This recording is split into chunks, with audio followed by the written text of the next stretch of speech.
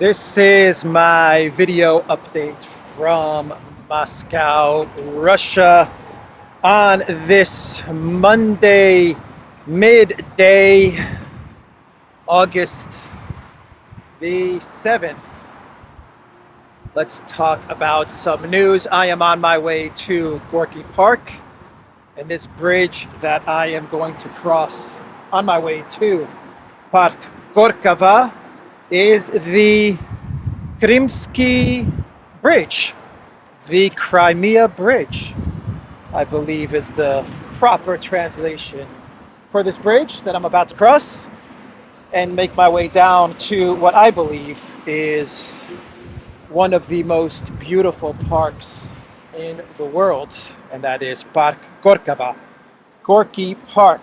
So, as we make our way over to the park, let's talk about some news on a beautiful, sunny, but very windy Moscow midday. So, I have a couple of corrections, first of all, before I get started on the news topics. And these corrections are some mistakes that I made over the past couple of videos.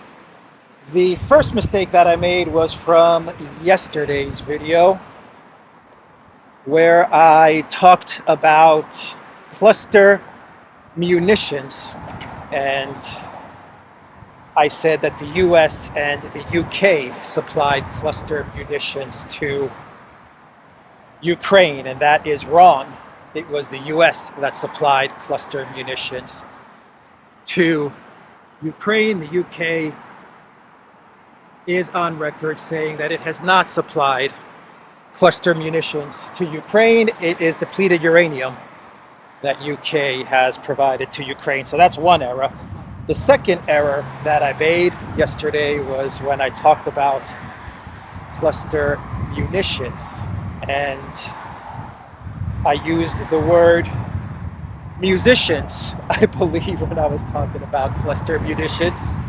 And that's a funny mistake that I made yesterday, talking about cluster musicians. It would make for a good rock band, the Cluster Musicians. I'd buy their record. So anyone that's in a band, that is looking to start a band, feel free to take the name Cluster Musicians. And the third mistake that I made was in a video I did a couple of days ago, where I talked about the 43,000 KIA from the conflict.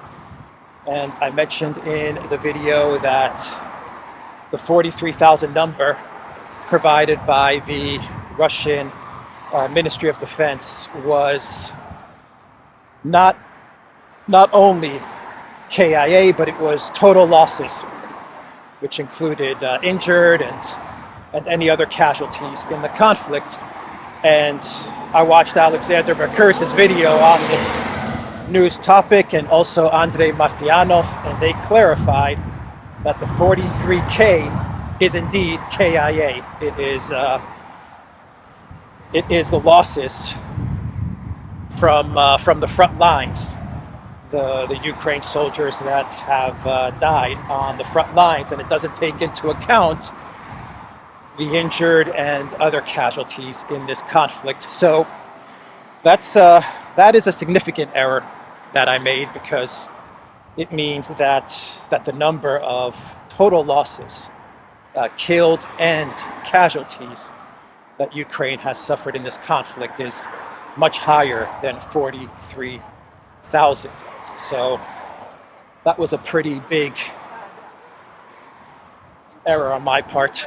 So I got all my corrections out of the way, and we can now talk about some news. And we are going to start things off with the bridge strikes yesterday that happened in the Crimea region. And we had the Ukraine military use Storm Shadow missiles. I believe they fired 12 Storm Shadows. And when those Storm Shadow missiles, 9 of them were repelled, but 3 of them appear to have gotten through, and they damaged 2 bridges that connect Crimea to the mainland. Those bridges are on the Strait of Chongar and the Tokay Strait. Now, this is not the first time that the Chongar Bridge has been damaged. It was damaged before in this conflict. But 12 Storm Shadow missiles, and they did some damage to these bridges. So the Russian government, they have come out with a statement, and they have said that this attack on these bridges was an attack using NATO weapons, and I imagine that the Russian government is going to respond to these missile strikes from the UK, from a NATO member. Now, about a month ago, the Russian Ministry of Defense, they said that strikes on Russian territory using NATO weapons was going to be met with a retaliation on decision-making centers. So we're going to see if the Russian military retaliates against NATO by taking out decision-making centers. Now, the Russians, they claim that they know where all of the decision-making centers are in Ukraine, being used by Ukraine and NATO commanders, and they claim that they have hit 2 decision-making centers already, and they say there are many more in Ukraine. So we're going to see how Russia responds to this latest missile strike using Storm Shadow missiles. I would say that that aside from striking decision-making centers, I would not be surprised if the Russian government and the Russian military decide to retaliate specifically against the UK in a different way, maybe not directly by hitting command centers in Ukraine, but perhaps they retaliate against the UK in a different form, maybe economic, maybe cyber. I don't know, but the UK continues to provoke and continues to escalate in this conflict in Ukraine. So that was the missile strike in Crimea yesterday. And you know, these strikes on Crimea, in the Black Sea, the drone strikes, the attempted drone strikes in Moscow, the purpose of these strikes is to create panic and fear in Russia, but also to try and provoke Russia and bait Russia into some sort of a response in Ukraine that is uncharacteristic of the way Russia has been fighting this conflict to date. So they want Russia to act in a way that they believe will perhaps weaken Russia's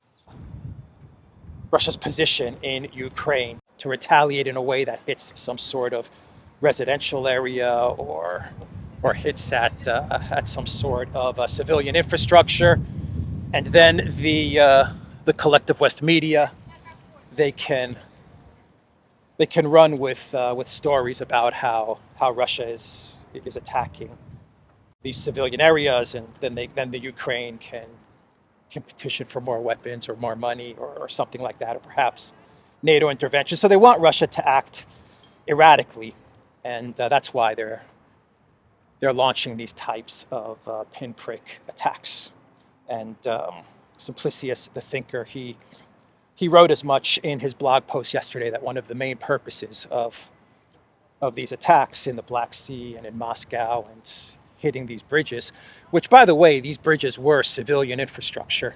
From what I understand, military equipment did not move over these bridges. They were not used to transport military equipment.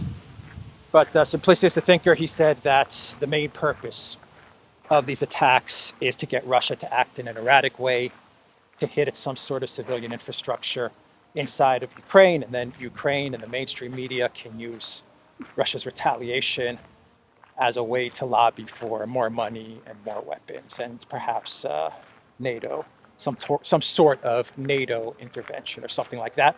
So it's an act of desperation. So they do it to make the Russian people panic. They believe Russia's going to panic, but they also do it as a final act of desperation in this conflict because they are, the Ukraine military, they are losing the actual battle on the front lines in the battlefield. They're losing it in a big way. So let's see. We had Elensky yesterday at some sort of air base, most likely in Poland or Romania or something like that, where he received the French version of the Storm Shadow missiles, the Scalp missiles. And this is France's long-range missile, and Elensky received delivery of those missiles, and he was at this air base. And wow, what a beautiful park. And Elensky was there, and he actually signed the missile, the airplane, and he actually got into one of the fighter jets, and he played pilot. So the clown puppet actor got into one of the fighter jets and pretended to be a pilot, and they took photos of Zelensky, and on the side of one of the jets was an emblem with the Ukraine. Which way should we go? Let's go this way. On the side of this jet was the emblem of like the Ukraine trident and the Eiffel Tower. They really know they really know how to brand. You have to give the Collective West that.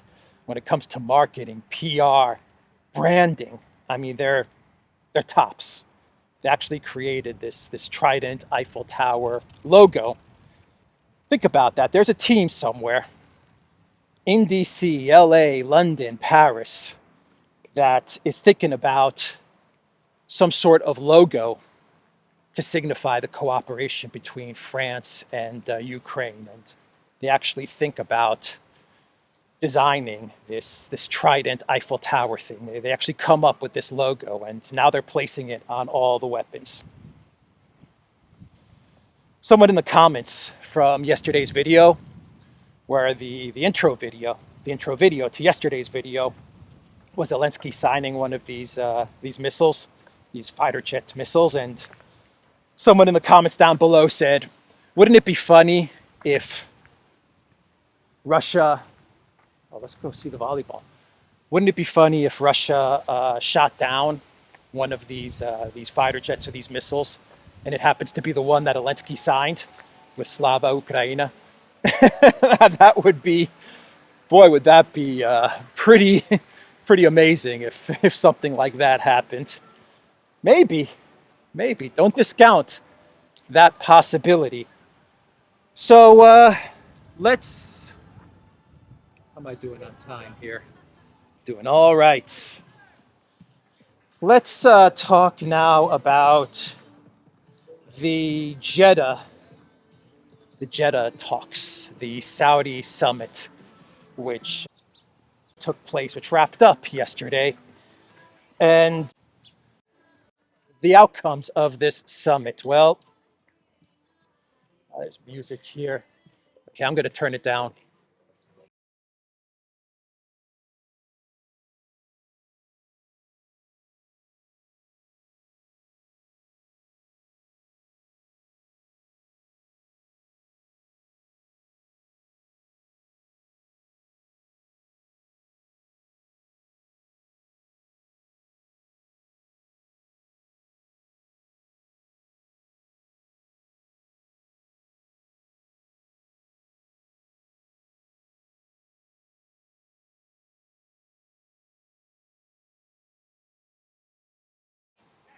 I had to turn down the volume, but because they were playing music at the volleyball court. But there's a picture that I bet you thought you'd never see. Volleyball, sand volleyball in Moscow.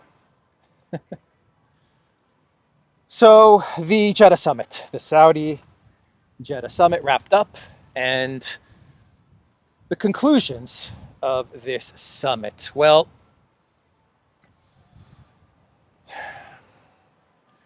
I think it was a bust. The collective West side and the collective West analysts say this was kind of a success. They're not saying this was a huge, massive breakthrough and a huge success, but they're saying that things went well. That's the way they're spinning it. I think this was pretty much a bust, and I'll tell you why I think it was a bust. First of all, the Elensky regime, they went to the summit to try and promote what they're calling the Elensky formula. That's what they're calling Elensky's peace plan, the Elensky formula. So once again, they've branded a pretty slick name to it, right? It's not the Elensky peace plan. It's not the Elensky ceasefire. It's the Elensky formula. That's what they've decided on as far as branding goes. And the Elensky formula, up until this summit yesterday, it insisted on, I believe, 12 points, 10 or 12 points. And all of these points had to be met. And if one of these points were not met, then the plan would not be accepted by Elensky, and hence the plan would not be endorsed and accepted by his sponsors and puppet masters. Yesterday at this summit, it looks like the Elensky plan is not so set in stone anymore. And Ukraine, according to the Wall Street Journal and various media reports, Ukraine is not going to insist, after the summit, they're not going to insist that all points of this plan be met. So that's the first X, the first L for Elensky and Ukraine during this summit. The second L has to do with the constant demands from Zelensky that nothing can happen, no negotiations, no talks until Russia withdraw all of its forces from what they consider to be all of Ukraine, including Crimea. And the reports are that Ukraine and the Elensky regime, they're backing off of this one as well. So they're not going to make it for negotiations to begin or some sort of peace process to begin. They're not going to insist Russian troop withdrawal. Now, this was reported by a lot of collective West media outlets, but then Elensky, he came out with a statement, at least that's what I read, that he came out with a statement and he said, no, he didn't agree to this.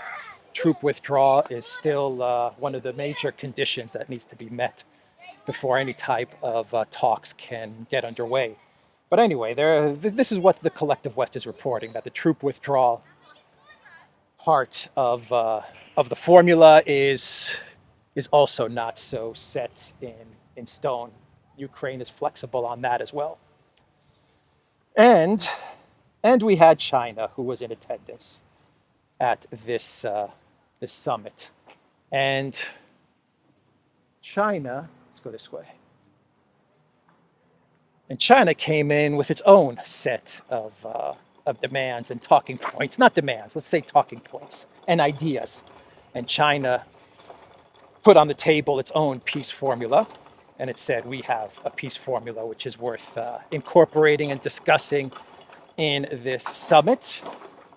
China also insisted that all the participants in this summit discuss Russia's red lines. And that didn't go over too well with participants there from the collective West and Ukraine. But China, it said that in this summit, it's all well and good to talk about what Ukraine is looking for and what Ukraine wants and what the collective West wants, but we have to also discuss what Russia is looking for and Russia's red lines in this discussion. So that was another L for Ukraine. And then we had the statement from Yermak, who I believe was representing Ukraine at these talks in Saudi Arabia. And he summed things up with a statement, and I quote, that the talks were extremely honest and an open conversation. Now, whenever a diplomat says that diplomatic talks were extremely honest, frank, an open conversation, whenever they say stuff like that, it means that they got a talking down to. So I imagine that the Chinese, maybe even the Saudis, maybe some other countries in the global south that attended India, they may have pulled the Ukraine delegation aside and said, look, you guys have lost this thing enough already. It's time to sit down and talk with the Russians and accept the realities on the ground and come to some sort of ceasefire. By the way, the Chinese insist that a ceasefire take place, and then you have talks. And the French, they're saying that no ceasefire can take place at all, and they say that a ceasefire will just freeze the situation on the ground, and it will legitimize Russia's presence in these areas. So, in conclusion, the search for some sort of peace is still very far away. It doesn't look like we're going to get to any type of peace in the near future. Russia has said that they will talk to the BRICS nations that were in attendance. They're going to discuss what was said at the summit, but they said that this summit was pretty much a hoax because Russia was not invited and was not in attendance, so you can't really come to any type of an agreement or the beginnings of an agreement without having Russia there to provide its input and its feedback. And the main takeaway from this summit was that working groups were going to be created, and these working groups are going to further explore the possibility of some sort of a negotiated peace in this conflict. So that is the peace summit that took place in Saudi Arabia. And we can now shift gears and talk about Niger and the conflict that is taking place in Africa. And things continue to escalate in Niger. The latest reports are that the military junta, the coup government in Niger, which does have, it appears it has the backing of a wide support, of a wide, what do I want to say? It has the backing of a wide portion of Niger citizens. I think that's what I want to say. It looks like the military coup government has wide support in Niger. They have closed the airspace in Niger. That's not a good sign. And it looks like they are preparing to take on some sort of an invading force. And this invading force could come in the form of the ECOWAS countries. Now, the ECOWAS institution, is a group of 15 countries in West Africa, English-speaking, French-speaking, as well as Portuguese-speaking countries. And which way should we go? I really want to go to the fountain, but there's music playing there too. So we'll walk over there when my video wraps up. But I really want to go over there. So we'll walk away from the music. The ECOWAS. So 15 countries in this organization. I believe it was formed in 1975, and it was formed as an economic bloc, but it also takes military action as well. It also has the power to intervene militarily in West Africa. And some countries that were in ECOWAS but have been suspended are Mali and Burkina Faso. And these are two countries that have experienced their own government changes that the collective West is not too happy about. So they have been suspended from the ECOWAS organization. But where am I getting to? Well, the ECOWAS, they're still trying to figure out an invasion strategy, or if an invasion is even possible. And the other day in Nigeria, which is, I guess you would say, one of the leading countries in ECOWAS and one of the leading countries for some sort of intervention into Niger, the Senate in Nigeria, they voted against any type of military intervention in Niger. And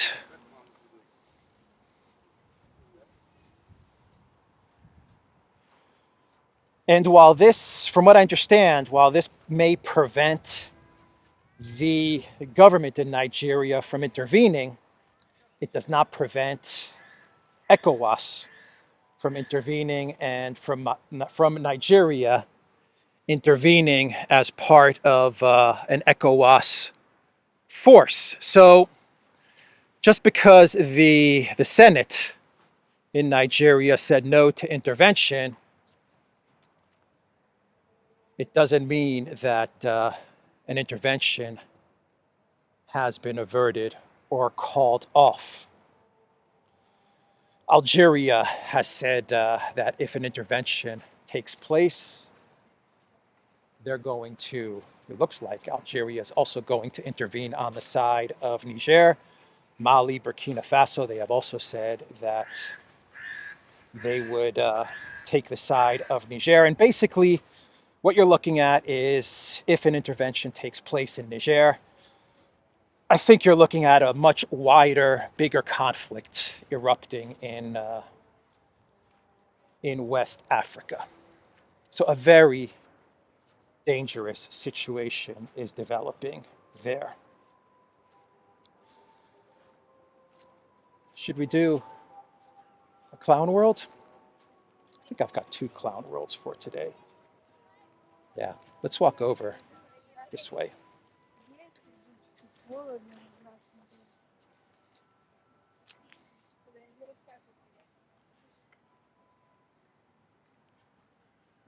How am I doing on time? Okay. We're all good on time. Usually on the weekends, this park is just packed full of people. But it's a Monday midday, so it's still pretty quiet and pretty relaxed on this beautiful Monday, a very hot Monday. All right, let's talk about Christie, the former governor of New Jersey. He was the governor of New Jersey, right? And he was also in Trump's cabinet, though I forgot what position he had in Trump's cabinet. And I think Trump got rid of him pretty quickly. I forget Chris Christie's story. But he's running for president. I bet you didn't know that. He is running for president in 2024. And he decided that it was time to make a trip to Kiev and to kiss the ring of the globalist avatar known as Elensky. and he traveled to Kiev. There was a big promo video that the Ukraine government put out there of Christie leading Elensky. And Christie brought Elensky a gift. So take a guess what the gift was that Christie brought to Elensky. You'll never guess. He brought lyrics written by Jon Bon Jovi for the song "It's My Life."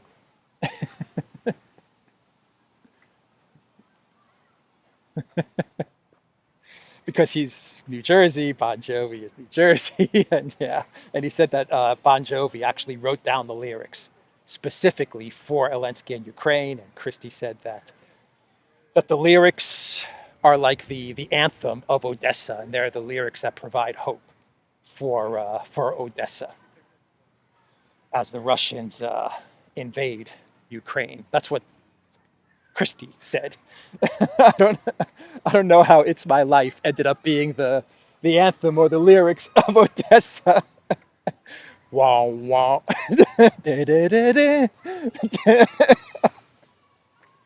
It's my life. Oh man. I'm sorry. It's clown world. It's clown world. And Christie, he delivered probably one of the best clown worlds ever. And Jon Bon Jovi as well. So can you imagine Christie coming to Kiev, and he's got like a bag with a gift in it. He's like, Your Excellency, Mr. Zelensky, here's my gift to you. And Elensky like takes the bag and opens it up, and it's like framed lyrics to "It's My Life." Can you imagine Elensky? What is this? What is this? It's my life. Jon Bon Jovi. Who's this Bon Jovi? Where's the money? You come to Kiev and you bring me paper with words. I thought this was cash. How I buy home in New Jersey when you bring me lyrics from some rock star?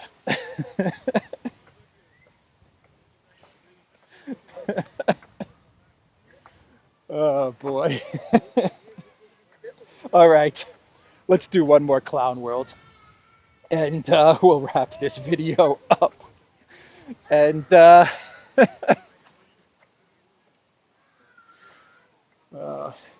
if you don't laugh, you cried. So we're gonna laugh at Christie, and we're gonna laugh at the Bon Jovi lyrics, and we're gonna laugh at a tweet that was posted by Trudeau. Now, is this really Trudeau putting this out there? I'm having a hard time believing that this is the official Twitter account of the Canadian Prime Minister. I'm having a really, really hard time believing that this is a real account. This has to be a parody. This has to be a satire or a parody or something. Anyway, Justin Trudeau, and I guess he's standing next to, I don't know who this is. Is that Justin Bieber? I don't know. I don't know who that is. But they went to see the movie Barbie, and this tweet says, "We're Team Barbie." Okay, Justin, now you're trolling us. You want us to respond to this. You want us to say something. You want us to mock you, but I'm not taking the bait. I am not going to take the bait, Justin. It's too easy. I'm not going to say anything. Team Barbie, as you wish, Justin Trudeau, as you wish. Yeah. I'm not going to say anything. I think Trudeau is putting this out there just so he can get people to comment on this. That's why I think he's doing it. He's baiting us. But we're not going to take the baits. We're above that. We're better than that. You want to be Team Barbie? You be Team Barbie. That's your right.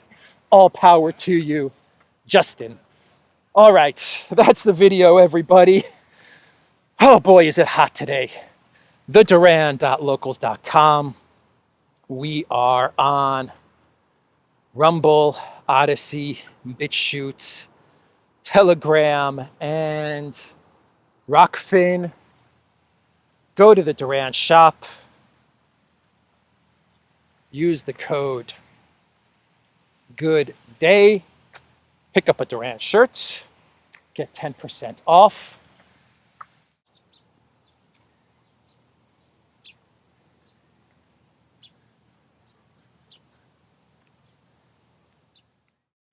And if you guys want to stick with me, I'll take you to the main entrance. I didn't come in through the main entrance. I'll take you to the main entrance of Gorky Park, and you can see the fountain. I'll turn down the volume because there is music playing, but the news for now is over.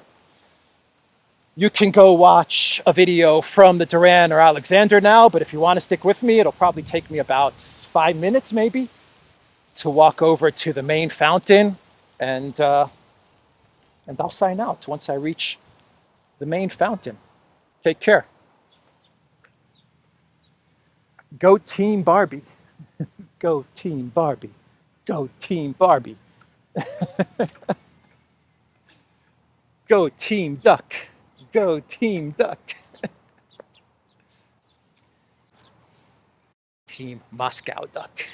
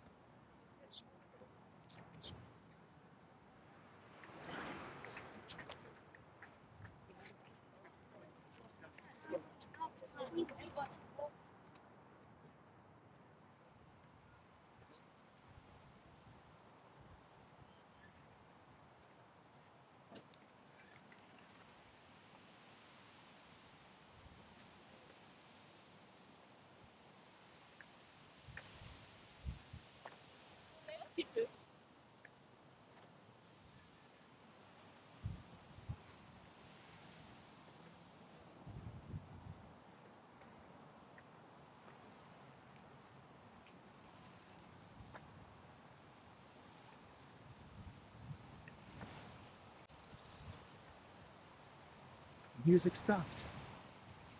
Now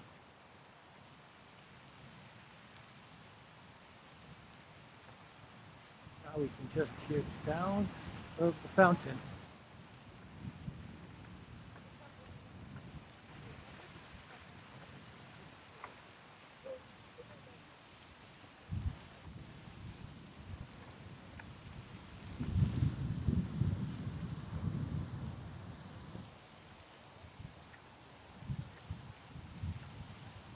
I wonder who's still with me, as it took me over 5 minutes, I think, to make it to the fountain. But it was worth it. It was absolutely worth it.